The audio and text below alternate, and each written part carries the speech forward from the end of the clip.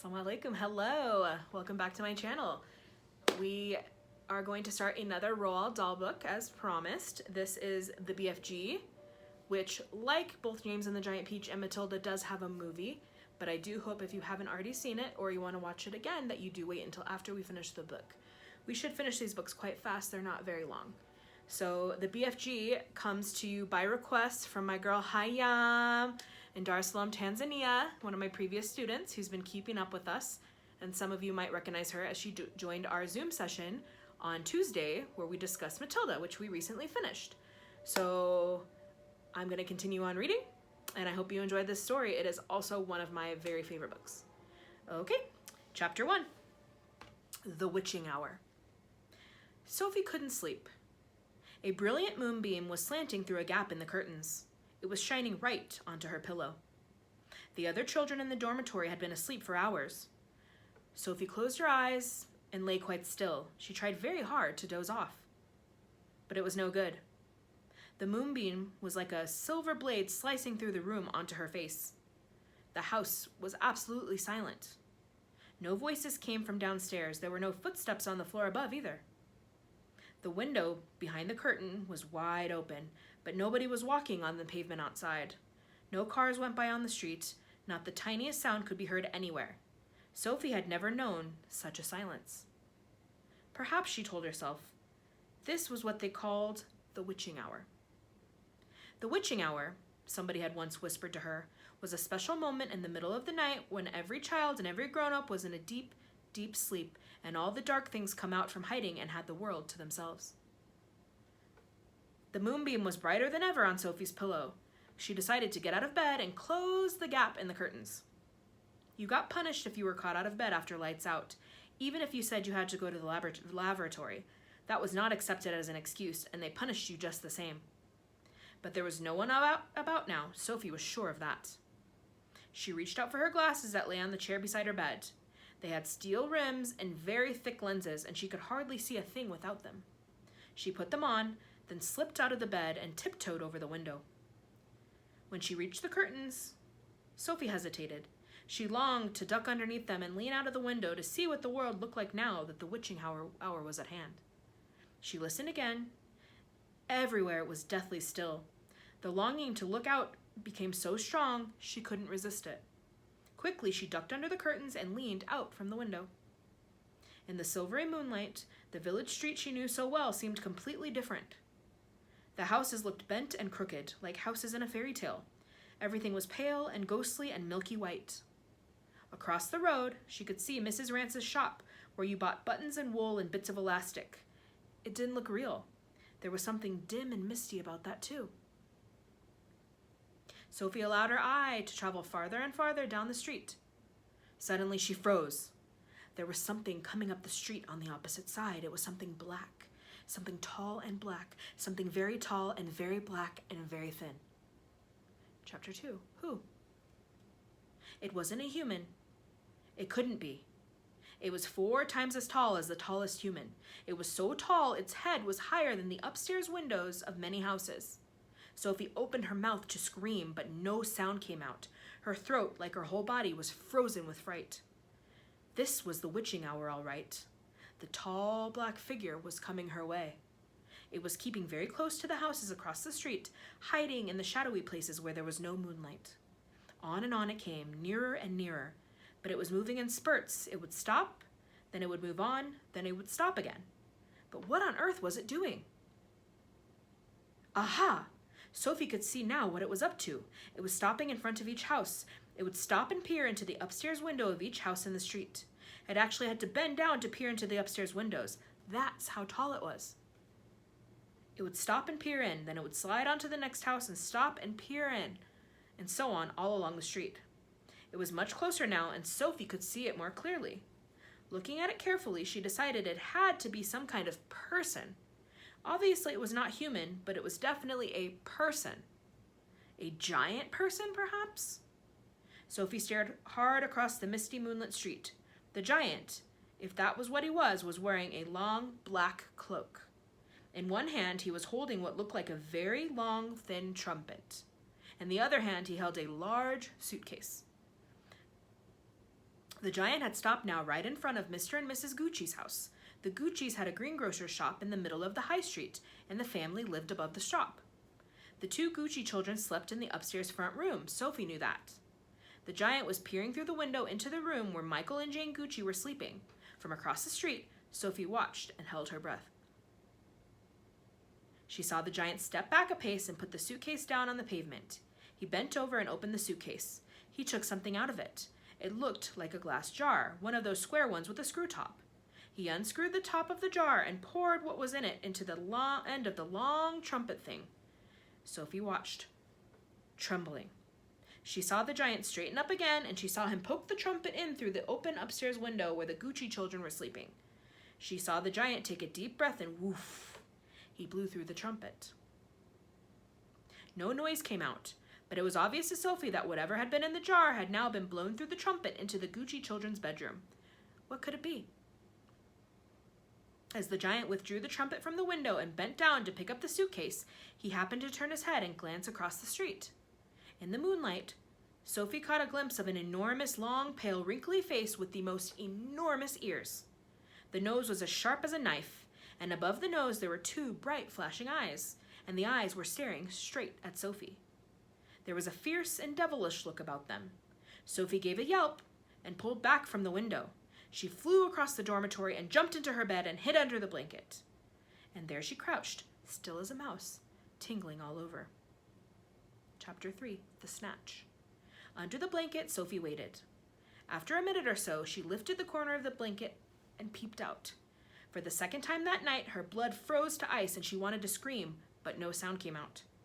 There, at the window, with the curtains pushed aside, was the enormous, long, pale, wrinkly face of the giant person, staring in. The flashing black eyes were fixed on Sophie's bed. The next moment, a huge hand with pale fingers came snaking in through the window. This was followed by an arm as thick as a tree trunk, and the arm, the hand, the fingers were reaching out across the room towards Sophie's bed.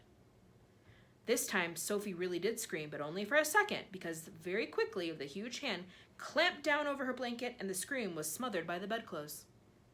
Sophie, crouching underneath the blanket, felt strong fingers grasping hold of her, and then she was lifted up from her bed, blanket and all, and whisked out of the window. If you can think of anything more terrifying than that happening to you in the middle of the night, then let's hear about it. The awful thing was that Sophie knew exactly what was going on, although she couldn't see it happening.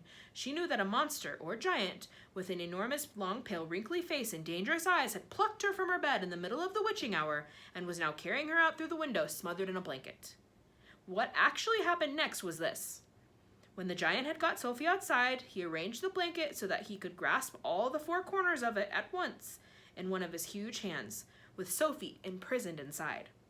In the other hand, he seized the suitcase and the long trumpet thing, and off he ran. Sophie, by squirming around in the blanket, managed to push the top of her head through a little gap just below the giant's hand. She stared around her. She saw the village houses rushing by on both sides. The giant was sprinting down the high street. He was running so fast his black cloak was streaming out behind him like the wings of a bird. Each stride he took was as long as a tennis court. Out of the village he ran, and soon they were racing across the moonlit fields. The hedges dividing the fields were no problem to the giant. He simply strode over them. A wide river appeared in his path. He crossed it with one flying stride. Sophie crouched in the blanket, peering out. She was being bumped against the giant's leg like a sack of potatoes. Over the fields and hedges and rivers they went. And after a while, a frightening thought came into Sophie's head. The giant is running fast, she told herself, because he is hungry and he wants to get home as quickly as possible, and then he'll have me for breakfast. Chapter 4, The Cave. The giant ran on, but now a curious change took place in his way of running. He seemed suddenly to go into a higher gear. Faster and faster he went, and soon he was traveling at such a speed that the landscape became blurred. The wind stung Sophie's cheeks. It made her eyes water. It whipped her head back and whistled in her ears. She could no longer feel the giant's feet touching the ground. She had a weird sensation they were flying. It was impossible to tell whether they were over land or sea. The giant had some sort of magic in his legs. The wind rushing against Sophie's face became so strong that she had to duck back down in the blanket to prevent her head from being blown away. Was it really possible that they were crossing oceans? It certainly felt that way to Sophie. She crouched in the blanket and listened to the howling of the wind. It went on for what seemed like hours. Then all at once the wind stopped its howling. The pace began to slow down. Sophie could feel the giant's feet pounding once again over the earth. She poked her head up out of the blanket to have a look. They were in a country of thick forests and rushing rivers. The giant had definitely slowed down and was now running more normally, although normal was a silly word to use to describe a galloping giant. He leaped over a dozen rivers. He went rattling through a great forest, then down into a valley and up over a range of hills as bare as concrete, and soon he was galloping over a desolate wasteland that was not quite of this earth. The ground was flat and pale yellow. Great lumps of blue rock were scattered around, and dead trees stood everywhere like skeletons. The moon had long since disappeared, and now the dawn was breaking. Sophie, still peering out from the blanket, saw suddenly ahead of her a great craggy mountain. The mountain was dark blue, and all around it the sky was gushing and glistening with light. Bits of pale gold were flying among delicate frosty white flakes of cloud, and over to one side the rim of the morning sun was coming up as red as blood. Right beneath the mountain the giant stopped. He was puffing mightily. His great chest was heaving in and out. He paused to catch his breath. Directly in front of them, lying against the side of the mountain, Sophie could see a massive round stone. It was as big as a house. The giant reached out and rolled the stone to one side as easily as if it had been a football. And now where the stone had been, there appeared a vast black hole. The hole was so large that the giant didn't even have to duck his head as he went in. He strode into the black hole, still carrying Sophie in one hand, the trumpet and the suitcase in the other. As soon as he was inside, he stopped and turned and rolled the great stone back into place so that the entrance to his secret cave was completely hidden from the outside. Now that the entrance had been sealed up, there was not a glimpse of light inside the cave. All was black. Sophie felt herself being lowered to the ground. Then the giant let go the blanket completely. His footsteps moved away. Sophie sat there in the dark, shivering with fear. "He is getting ready to eat me," she told herself. "He will probably eat me raw, just as I am. Or perhaps he will boil me first. Or he will have me fried. He will drop me like a rasher of bacon into some gigantic frying pan sizzling with fat." A blaze of light suddenly lit up the whole place. Sophie blinked and stared. She saw an enormous cavern with a high, rocky roof. The walls on either side were lined with shelves, and on the shelves there stood row upon row of glass jars. There were jars everywhere. They were piled up in the corners. They filled every nook and cranny of the cave. In the middle of the floor there was a table 12 feet high and a chair to match. The giant took off his black cloak and hung it against the wall. Sophie saw that underneath the cloak he was wearing a sort of collarless shirt and a dirty old leather waistcoat that didn't seem to have any buttons. His trousers were faded green and were far too short in the legs. On his bare feet he was wearing a pair of ridiculous sandals that for some reason had holes cut along each side, with a large hole at the end where his toes stuck out. Sophie, crouching on the floor of the cave in her nightie, gazed back at him through her thick steel-rimmed glasses. She was trembling like a leaf in the wind, and a finger of ice was running up and down the length of her spine. "Ha!" shouted the giant, walking forward and rubbing his hands together. "What has us got here?" His booming voice rolled around the walls of the cave like a burst of thunder. Chapter 5. The BFG. The giant picked up the trembling Sophie with one hand and carried her across the cave and put her on the table. "Now he really is going to eat me," Sophie thought. The giant sat down and stared hard at Sophie. He had truly enormous ears. Each one was as big as the wheel of a truck, and he seemed to be able to move them inwards and outwards from his head as he wished. "I is hungry," the giant boomed. He grinned, showing massive square teeth. The teeth were very white and very square, and they sat in his mouth like huge slices of white bread. Please don't eat me," Sophie stammered. The giant let out a bellow of laughter. "Ha ha ha! Just because I is giant, you think I is a man-gobbling cannibal?" he shouted. "You is about right. Giants is all cannibal and murderful, and they does gobble up human beings. We is in giant country now. Giants is everywhere around. Out there, us has the famous bone-crunching giant. Bone-crunching giant crunches up 2 wopsy whiffling human beings for supper every night. Noise is ear-bursting. Noise of crunching bones goes crackety-crack for miles around. Ouch, Sophie said. Bone-crunching giant only gobbles human beings from Turkey, the giant said. Every night Bone Cruncher is galloping off to Turkey to gobble Turks. Sophie's sense of patriotism was suddenly so bruised by his remark that she became quite angry. Why Turks? She burst out. What's wrong with the English? Bone-crunching giant says Turks is tasting ever so much juicier and more scrum-diddly-umptious. Bone Cruncher says Turkish human beans has a glamourly flavor. He says Turks from Turkey is tasting of turkey. I suppose they would, Sophie said. Of course they would, the giant shouted. Every human being is diddly and different. Some is scrum-diddly-umptious and some is ucklyish. Greeks is full of uckly slush. No giant is eating Greeks, ever. Why not? Sophie said. Greeks from Greek is all tasting greasy, the giant said. I imagine that's possible too, Sophie said. She was wondering with a bit of tremble what all this happening about eating people was leading up to. Whatever happened, she simply must play along with this peculiar giant and smile at his jokes. But are they jokes? Perhaps the great brute was just working up an appetite by talking about food. As I am saying, the giant went on, all human beings have different flavors. Human beings from Panama is tasting very strong of hats. Why hats? Sophie said. You is not very clever, the giant said, moving his great ears in and out. I thought all human beings is full of brains, but your head is emptier than a boondongle. Do you like vegetables? Sophie asked, hoping to steer the conversation towards a slightly less dangerous type of food. You is trying to change the subject, the giant said sternly. We is having an interesting babblement about the taste of the human being. The human being is not a vegetable. Oh, but the bean is a vegetable, Sophie said. Not the human being, the giant said. The human being has 2 legs and the vegetable has no legs at all. Sophie didn't argue anymore. The last thing she wanted to do was make the giant cross. The human being, the giant went on, is coming in dillions of different flavors. For instance, human beings from Wales is tasting very whooshy of fish. There is something very fishy about Wales. You means Wales? Sophie said. Wales is something different.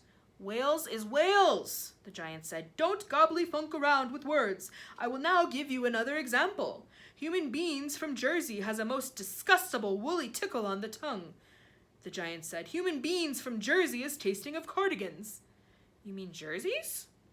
Sophie said. You are once again gobble-funking, the giant shouted. Don't do it. This is a serious and snitching subject. May I continue? Please do, Sophie said. Danes from Denmark is tasting so much of dogs, the giant went on. Of course, Sophie said. They taste of Great Danes. Wrong, cried the giant, slapping his thigh. Danes from Denmark is tasting doggy because they is tasting of Labradors. Then what do the people of Labrador taste of? Sophie asked. Danes, the giant cried triumphantly. Great Danes. Aren't you getting a bit mixed up? Sophie asked. I is a very mixed-up giant, the giant said, but I does do my best, and I is not nearly as mixed up as the other giants. I know one who gallops all the way to Wellington for his supper. Wellington? Sophie said. Where is Wellington? Your head is full of squashed flies, the giant said. Wellington is in New Zealand. The human beings in Wellington has an especially scrumdiddlyumptious taste, so says the welly-eating giant. What do the people of Wellington taste of? Sophie asked. Boots, the giant said. Of course, Sophie said. I should have known. Sophie decided that this conversation had now gone on long enough. If she was going to be eaten, she'd rather get it over and done with right away than be kept hanging around any more. What sort of human beings do you eat? She asked, trembling. Me, shouted the giant, his mighty voice making the glass jars rattle on their shelves. Me gobbling up human beings? Ah, this I never. The others, yes. All the others is gobbling them up every night, but not me. I is a freaky giant. I is nice and jumbly giant. I is the only nice and jumbly giant in giant country. I is the big, friendly giant. I is the BFG. What is your name? My name is Sophie, Sophie said, hardly daring to believe the good news she had just heard. Wow. So that is the end of that the first 5 chapters where we have met BFG, which we now know stands for Big Friendly Giant, who is a vegetarian. He does not eat human beings, beans as he said. You might have noticed that he speaks a little bit strangely. He says that humans from Turkey taste like turkey. Humans from Wellington taste like Wellington, which is a kind of boot. Those from Denmark taste like Labrador, but those from Labrador taste like Danes, Great Danes, which are a dog. So he has a kind of mixed up way of speaking, which is kind of interesting. So I do want you to go ahead and think carefully about that. His speech patterns are not quite like us human beings, or beings as we say in English. All right, so I hope you've enjoyed this, and I look forward to continuing on tomorrow, inshallah. Assalamu alaikum. Bye-bye.